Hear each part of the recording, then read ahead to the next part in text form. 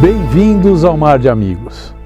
Mar de Amigos, sempre com temas novos, sempre com novas entrevistas, com novas matérias, e que mais uma vez temos o grande prazer de estar tendo alguns minutos aqui do nosso querido mestre, professor Paulo Gomes Varela. Então, explorar um pouco mais, porque temos sempre dúvidas e os seus temas eu acho que são muito bem-vindos, né? Obrigado. Então hoje eu gostaria de te explorar um pouco aqui, porque nós temos algo que eu acho que é muito importante para nós no nosso dia a dia, mas conhecemos muito pouco, né? Geralmente a gente escuta nos clubes, nas marinas, nos bate-papos, né?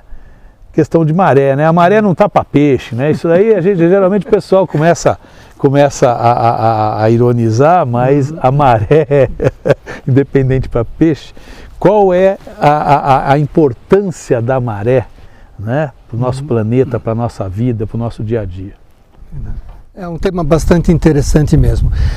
Acho que até valeria a pena a gente falar um pouquinho a respeito dessa questão dos astros que estão à nossa volta. A gente vai ver que tem dois astros muito importantes para a geração desse ciclo das marés em todas as partes do globo terrestre, né?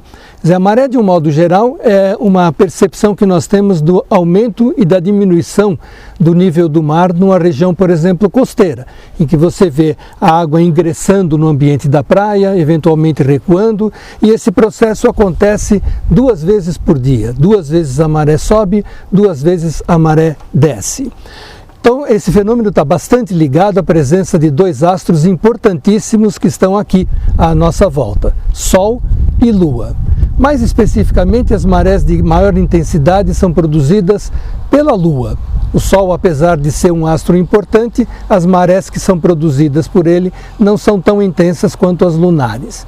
E também, se a gente viajar para outras regiões do mundo, nós vamos perceber que o nível das marés varia de um lugar para o outro, porque depende também das posições desses 2 astros no firmamento na hora em que você está observando. Então, historicamente, a importância foi muito grande para o nosso planeta, principalmente em algum tempo depois do surgimento da vida sobre a face da Terra. A vida, de acordo com o que a gente acredita hoje em dia, surgiu nos oceanos. E depois de ter surgido lá e se desenvolvido, ela saiu dos oceanos e veio para a Terra. Foi exatamente o processo de marés existente no planeta que propiciou isso. Quer dizer, à medida que a água ingressa continente adentro, com ela vinham muitas formas de vida. Quando a maré recuava, essas formas eram abandonadas lá e tiveram que se adaptar a esse novo ambiente. Daí, para passar para o continente, foi um passo. Então, se nós não tivéssemos, por exemplo, a Lua aqui no nosso entorno, com um ciclo de marés muito pequenininho, talvez demorássemos muito tempo para sair do oceano e ocupar a área continental. Para o navegador, ela é fundamental, né? A gente tem que aproveitar alguns momentos, por exemplo, de maré alta, quando saímos da nossa marina para ingressarmos numa viagem oceânica, né? E temos que ter o cuidado de observar isso ao longo do dia. Os momentos em que ocorrem os valores máximos da maré e os valores mínimos, para que a gente possa realizar o nosso deslocamento com mais segurança e realmente realizar um passeio melhor, né? E dentro dessas amplitudes que nós temos, que essas amplitudes, então nós temos variações que devem ser diferentes em vários locais do globo, isso representa alguma alteração para o clima? Na verdade, não. Para o clima especificamente, ainda existem alguns estudos sendo feitos com relação a isso, mas não temos ainda uma confirmação que o ciclo das marés em si interfiram diretamente nele, no clima, né? Nós temos, por exemplo, aqui na costa brasileira, se sairmos desde a área do Rio Grande do Sul e irmos até o norte lá do Pará, nós vamos ver que as marés têm amplitudes muito distintas mesmo. Isso tem a ver com a posição de Sol à Lua no céu em relação ao lugar onde você está.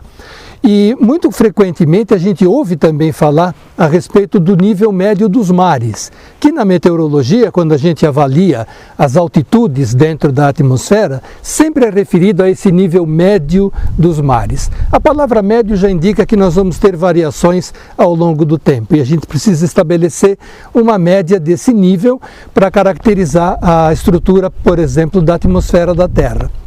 Então, o que os oceanógrafos, também ajudados por geofísicos e por astrônomos, fizeram ao longo do mundo inteiro?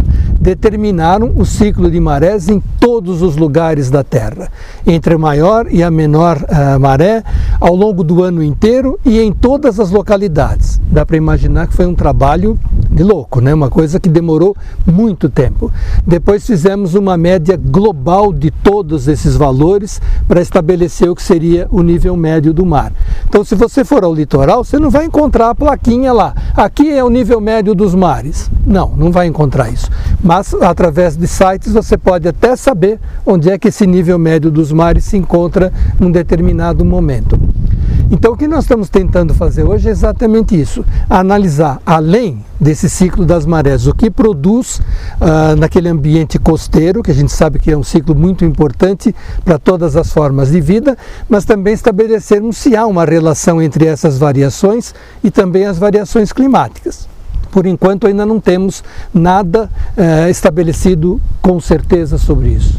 A pressão atmosférica, ela não está ligada à maré. Não está ligada à variação das marés. A pressão atmosférica está mais ligada ao aquecimento da superfície da Terra. E, basicamente, elas se estabelecem em maior quantidade sobre os continentes, porque sobre os continentes a absorção de calor pela parte sólida da Terra é muito mais intensa do que sobre o oceano. O oceano tem uma tendência a se aquecer muito lentamente. Também perde o calor muito lentamente. Até para o teu público compreender essa situação, todo mundo já foi à praia, ficou lá deitado na areia ao longo de um dia de sol. Você põe a mão na areia aí por volta das 11 horas da manhã, a areia está fervendo. Você pensa, bom, eu vou dar um mergulho, vou entrar lá no oceano. Você entra na água, a sua sensação é que a água está gelada. E os dois, tanto a praia, o lugar da areia, como a água do oceano, receberam a mesma quantidade de radiação do Sol ao longo daquele dia. O processo de aquecimento de uma substância e de outra é que foi diferente. E lá no final do dia, 5 horas da tarde mais ou menos, você põe a mão na areia, ela está fria. Você entra no mar, parece que a água está morna. Então, a terra onde está a areia da praia, ela se aquece rapidamente ao longo do dia, se resfria rapidamente ao longo da noite. O oceano não. Ele se aquece devagar e vai perder o calor devagar. Sob esse ponto de vista, ele é um regulador do clima. Né?